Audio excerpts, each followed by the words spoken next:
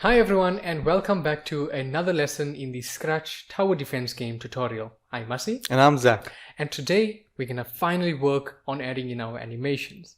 Now I've been really excited about this and I know Zach has been excited about this. I definitely have been. Yeah, he finally gets to see his assets from 5 years ago put into the game. So I think before we get started, let's discuss the steps for adding in these animations. What's the process going to look like? Okay, well, first we're going to add in the rest of the frames, the rest of the costumes. Then we're going to code how to change those costumes when we click each button. And I think that'll be it for this video, but there will be a lot more refining to do in the next one. All the time when we've worked with animations in Scratch or in game development, there's always a few things that go wrong, and it is one of the more challenging parts to work with. It takes a lot of tweaking to get it looking right. Okay, so let's begin with adding in the rest of the costumes. So from our top 3 tabs, we'll click on the Costumes tab, and we'll hover over the cat icon, and then choose the Upload Costume. Okay, and next we'll scroll down to find the rest of our costumes. Now the ones we want are Guard Walk 1 all the way to Guard Walk 8. Now I'm going to teach you a quick little trick on how you can select multiple objects. Now we know that we can use the lasso and just make a box over everything, and everything that the box touches will be selected.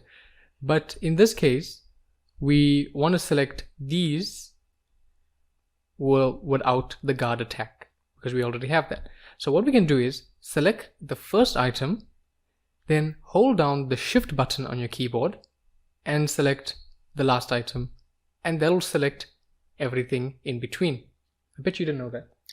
I did not. Well, guess you learned something new today too. I would have imported them individually. Okay. Okay, so once you have them all selected, we can just hit open. And they'll all be imported into Scratch in their correct order. Okay, now as we select a different costume, we can notice that in our play area, the costume is changing. So we just want to make sure that we are selecting the guard attack costume for now. And later on, we'll of course work on the animation. So back in our code, how are we going to implement this animation? Okay, we're going to be primarily focusing on not primarily, the main functionality comes from the looks function. But before that, we're going to replicate the first 3 pieces of the move right, move left. So we're going to go with when green flag clicked. We're going to go to Control and Forever. Okay, and in the Forever, you see where we're going. We're going to put a if then. Right, navigate to Sensing, and there we're going to put a key space pressed. Okay, and change that to the right key. We'll start with the right. Okay, so at this point, I think you're familiar with what we are trying to do here. We're just saying whenever, as long as the game is running, whenever we click the right arrow, do something. Right, now we're not going to be moving, we're going to be changing costumes. Okay, so should I head over to Looks? Let's go to Looks. Okay. And let's drag a next costume piece inside the if then piece. Okay, let's try that out. Let's just see. Okay, I'm excited.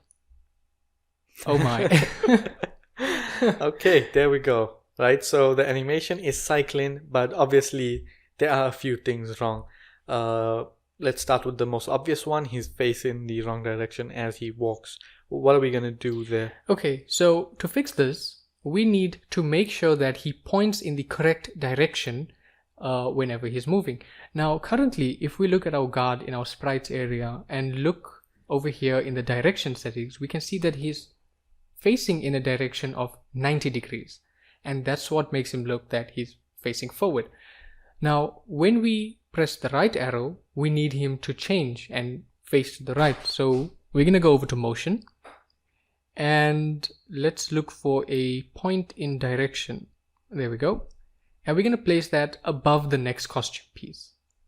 And when we click on this, we'll get this handy little dial that we can use to adjust where we want him to point. So let's try at 180 and see what happens. If I press the right arrow, Aha. okay, it's the complete opposite of what I wanted. So that'll mean it should be 0. And there we go. That looks Cool. good. That looks good. The next problem that I can identify is the speed at which he's walking. It seems like he's moving too slow for the way that he's the costumes are changing. So costumes are changing way too fast. What are we gonna do? So for that we can add in a delay. But actually before we do that, I want to make sure that he points in the correct direction when he starts the game, because when we hit the flag, he's pointing in to the right. So to do that, I think we'll just add in a point in direction piece right on the top where we have the go to. We'll set point in direction 90. So whenever we start the game, he'll start off pointing in the correct direction.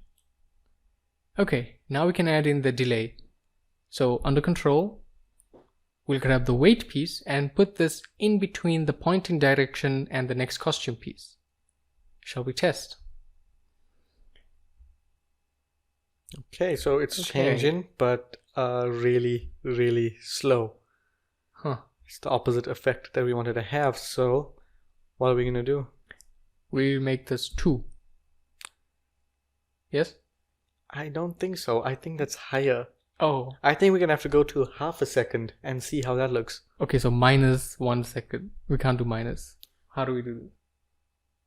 We're gonna use decimals. We're gonna go 0.1, 0.5. Sorry, that's half a second. Of course. I knew that. 0.5. Right, so 0.5 is half a second. Okay. Let's.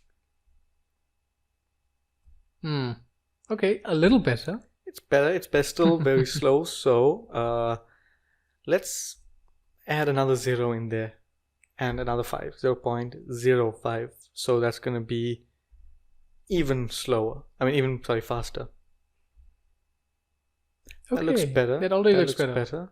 I think we can go a little slower though. What do you think? Oh, okay. I'm just curious to see what will happen. So should we say 0.005? All right, let's try that. Okay. I like that. I think that looks right. There is an issue. Yes, I can actually see that. He looks like he's clicking back into place. Right, and as we said, there are going to be a few issues for now, but like I said, we're going to iron out those issues in the next animation video, which is the next video. But for now, let's replicate what we did on the left side. Let's catch the left side up with the right side. Okay, so we're going to head over to events, grab a when green flag clicked. Under control, we want the forever piece. We want an if then, place that inside the forever. Sensing, we need a key space pressed, and we're going to change that to left. Okay, motion. Let's do the motion first. All right. Point in direction. So it'll be the opposite of 0, which we figured out was 180. Correct. Next up, let's go to the looks and grab in a next costume. And actually, let's just have a look at the difference with and without the weight. So here's the right with the weight, and here's the left without it. Wow. Okay. It almost gives the illusion that he's walking faster, but he's actually walking at the exact same pace. It's like just walking and making exaggerated hand movements or body movements. Yeah, so it doesn't make you look faster. It's just weird. Okay, so this looks better, definitely. So let's add in the weight. Under control, we'll grab in a weight, place that in between the pointing direction and the next costume. I will set that to 0.005 so that they match. Okay, Much better. That does look much better. Okay, so obviously we do have a few issues. So the first issue is, of course, that the animation is not looking smooth, and that's because if we go over the costumes, we can see that the guard is cycling through all of these animations from the top. So it goes from guard attack, then guard 1, guard 2, all the way to guard 8. And then it goes back to guard attack. And guard attack is not part of the walk cycle. It's supposed to be, well, it's only supposed to be used when he's not moving and he's pointing outside of the fort, ready to fire. So we'll fix that up in the next lesson. Also, we need him to point in the correct direction when he's not moving. That's true. He needs to face down in the attack position because, well, he's gonna have to be shooting down, not towards the side. Doesn't make sense. It doesn't. Okay, so I think that'll be it for this lesson. I hope you enjoyed it, and in the next one we'll work on refining our animation and just polishing it up a little bit more. So thank you so much for watching. We'll catch you in the next one.